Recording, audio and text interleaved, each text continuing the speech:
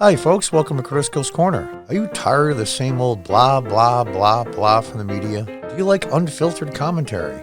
Would you like to go back to the days when our rights meant something? Well, you've come to the right place. Crisco's Corner. The fight to get back the ideals of our founders will be long and hard. Please support the channel by subscribing. And as always, thank you for your support.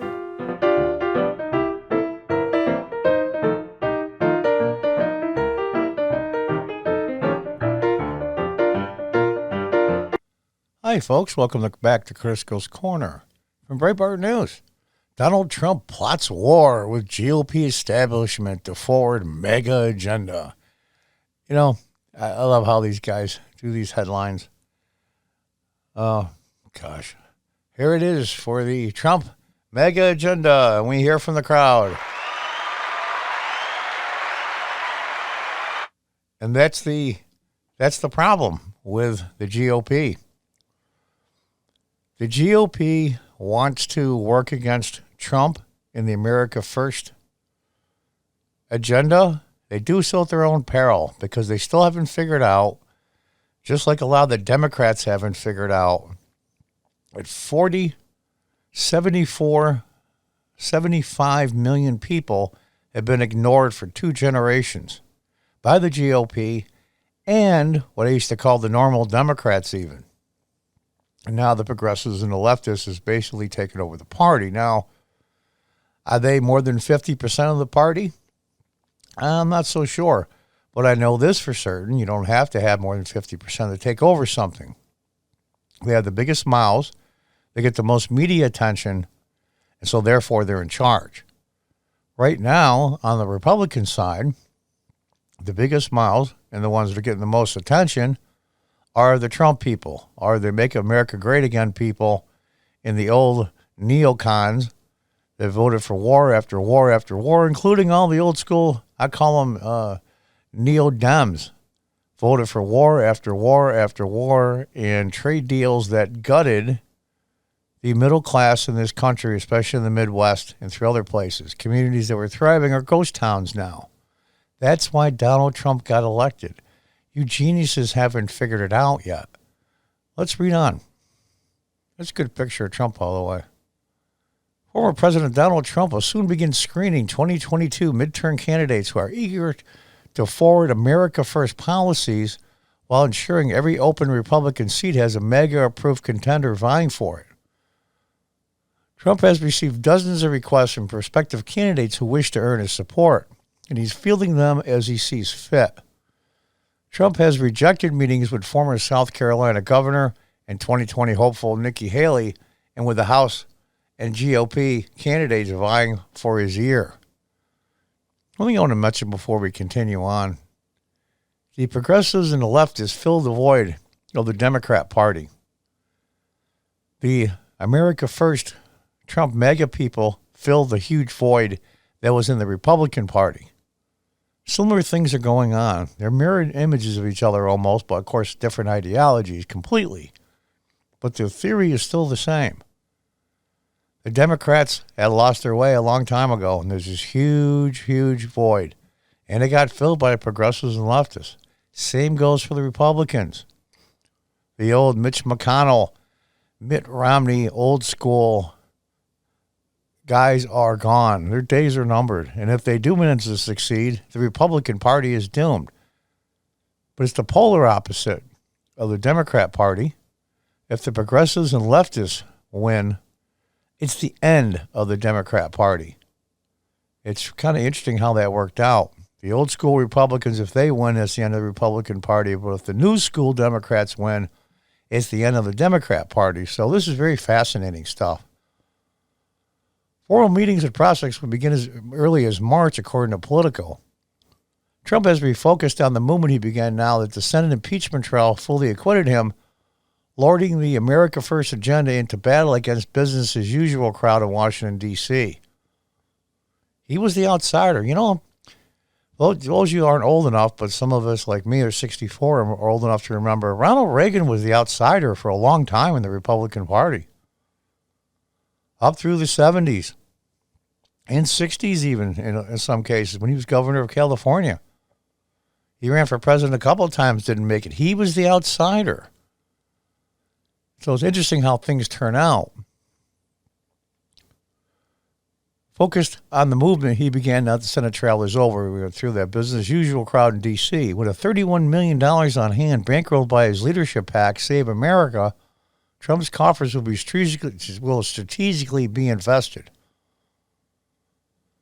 This week, Trump met with his former campaign manager, Brad Parscale, to discuss online fundraising components and how he can leverage social media despite Twitter's Orwellian-like censorship tactics.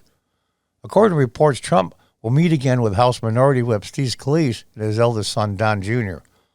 I hope these guys start their own media company to take on Twitter, to take on YouTube. I know I'm on YouTube now, and I'll be on other platforms soon. My channel, as tiny as I am, has been shadow banned and ghosted. It's crazy. They even worried about little guys like me, or it's just the algorithm. Who knows? It still sucks. It's still wrong.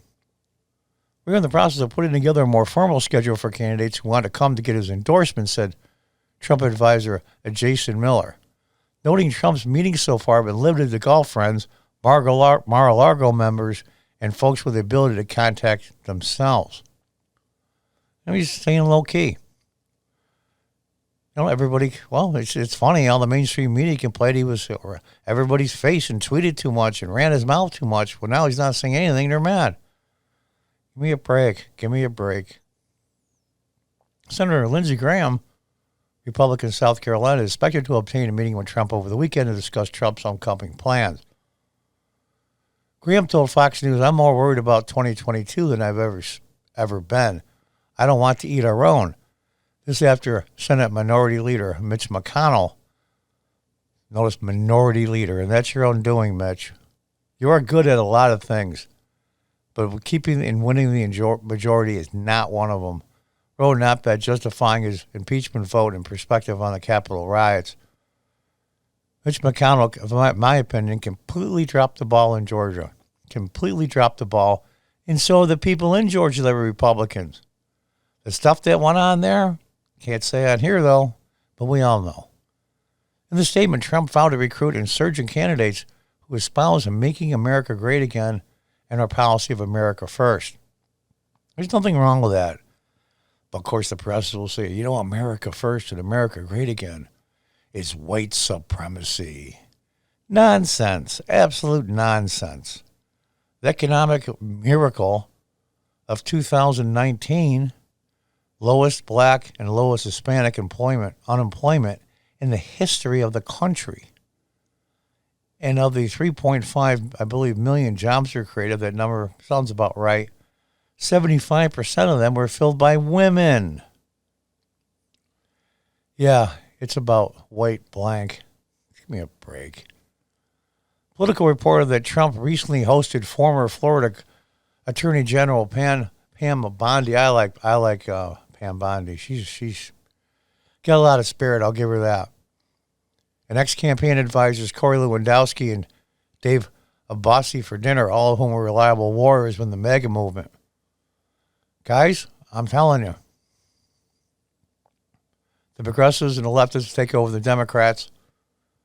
The MAGA party has pretty much taken over the Republican Party. Now, the American people will have to decide which side wins, the MAGA party or the progressive leftists. For me, it's an incredibly easy choice. I mean, you got to be kidding, right? It's like for me, you're going to make me a nice lean roast beef sandwich with Swiss cheese and a little bit of horseradish on a nice fresh roll. Or over on the progressive leftist side is a crap sandwich on stale bread. No seasoning, by the way. No ketchup, no mustard, just crap. Oh, okay, let me see here. Yeah, I'll take the lean roast beef, thank you. It's an easy choice. But for a lot of people, it isn't. And it's not the other 65% of the people that I'm talking to or the Republicans have to change. It's only the 10% in the middle. And that's where the war is. And we're going to see what happens. But I know for a fact, shouldn't say think, I know for a fact, if the Republicans continue with their old ways, they are doomed for a party at least a generation, if not longer. By then, a third party will form, and they'll just be like the old Whig Party and all the old parties that are extinct now. This is their only avenue for success, is with Donald Trump. And if you love him or you hate his guts or you're somewhere in between, that statement still holds true. But we'll see. We'll see if they're smart enough to figure it out. Because it's the American people that are important, not them getting reelected. Until the next time, folks, goodbye and good luck.